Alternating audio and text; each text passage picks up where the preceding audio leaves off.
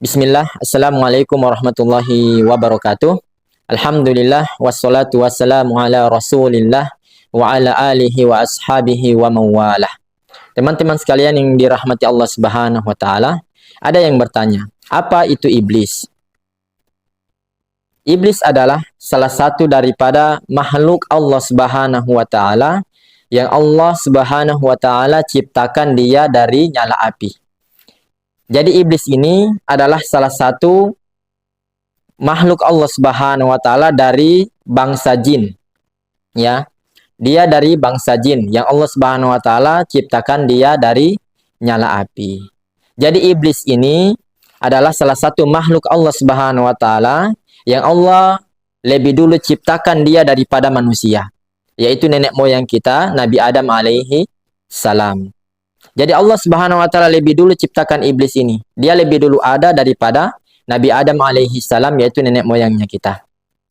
Dan iblis ini teman-teman sekalian adalah salah satu makhluk Allah yang paling taat, yang paling rajin ibadahnya. Ya. Kemudian sampai-sampai Allah Subhanahu wa taala tempatkan iblis ini di dalam surga. Dan salah satu daripada kelebihan iblis ini dulu adalah dia diberi amanah oleh Allah untuk memegang pembendaharaan yang ada di dalam surga, ya. Jadi iblis ini adalah makhluk yang mulia dulu, makhluk yang taat beribadah kepada Allah, dia patuh kepada Allah Subhanahu wa taala, dia makhluk yang baik kepada Allah Subhanahu wa taala, ya. Itu iblis, dia dari bangsa jin, ya. Dia dari bangsa jin, ya. Karena taatnya kepada Allah Subhanahu wa taala, karena rajinnya dia beribadah kepada Allah Subhanahu wa taala, Allah masukkan dia ke dalam surga dan menjadi penghuni surga dan memegang semua pembendaharaan yang ada di dalam surga. Akan tetapi teman-teman sekalian, ketika Allah Subhanahu wa taala menciptakan, ya, Nabi Adam alaihi salam, mulai terbongkar sifat daripada iblis ini. Dia tidak mau lagi patuh kepada Allah Subhanahu wa taala. Ya. Kenapa? Karena ketika Allah Subhanahu wa taala menciptakan Nabi Adam alaihi salam, ada kecemburuan di dalam hatinya. Ya. Tertanam kesombongan di dalam dirinya. Tertanam ujub, penyakit hati di dalam dirinya. Ya. Jadi iblis ini yang tadinya taat kepada Allah, yang tadinya baik, yang tadinya rajin beribadah kepada Allah, yang tadinya Allah tempatkan di dalam surga, ketika Nabi Adam alaihi salam diciptakan, kemudian disitulah terjadi konflik, ya, disitulah terjadi konflik antara iblis tadi ini dengan Allah Subhanahu wa taala. Terjadi permasalahan di situ. Kenapa? Karena Allah Subhanahu wa taala ketika setelah menciptakan Nabi Adam alaihi salam, Allah Subhanahu wa taala perintahkan semua makhluk ini untuk sujud kepada Nabi Adam alaihi salam. Semua malaikat termasuk iblis, ya. Allah Subhanahu wa taala perintahkan untuk sujud kepada Adam, ya. Namun iblis tidak mau sujud, ya. Iblis tidak mau mematuhi perintah Allah Subhanahu wa taala. Kalau kita lihat di dalam Al-Quran, di dalam firman Allah Subhanahu wa taala itu, di dalam surah Al-A'raf, ayat yang ke-12. Nanti kita akan bahas sampai ayat yang ke-17. Ya, 12, 13, 14, 15, 16 sampai 17, kurang lebih 6 ayat. Kita singkat saja, ya. Jadi ketika Allah Subhanahu wa taala perintahkan semua malaikat dan iblis termaksud untuk sujud kepada Nabi Adam alaihissalam, semuanya sujud. Tetapi iblis tidak mau sujud. Dia tidak mau sujud kepada Nabi Adam alaihissalam. Kemudian Allah tanya kepada dia, Qala ma mana'aka alla tasjuda id amartuk. Ya, kata Allah, apa yang menghalangimu untuk tidak mau sujud kepada Adam sehingga engkau tidak mau mematuhi perintahku? Kata iblis, Qala ana khairu minhu. Aku lebih baik daripada dia, kata iblis. Khalaqatani min nar wa khalaqatahu min tin. Engkau ciptakan aku dari nyala api, sementara engkau ciptakan Nabi Adam dari tanah. Seperti itu. Jadi iblis menyombongkan diri. Dia merasa lebih baik. Kemudian dia tidak mau patuh kepada Allah Subhanahu wa taala untuk sujud kepada Nabi Adam alaihissalam. Ya. Kemudian kata Allah, qala fahbitu minha fama yakuna laka an tatakabbaru fiha fakhruj innaka minas sagirin. Kata Allah, ya, keluarlah, turunlah kamu darinya, dari surga, ya. Turunlah kamu dari surga wahai iblis. Jadi di sini Allah perintahkan iblis untuk turun dari surga. Berarti iblis itu dulunya penghuni surga. Sebelum diciptakan Nabi Adam, iblis itu sudah menempati surga duluan. Dia adalah makhluk yang baik, makhluk yang taat, makhluk yang rajin ibadahnya kepada Allah Subhanahu wa taala, ya, pemegang bendahara yang ada di surga. Luar biasa iblis ini dulu.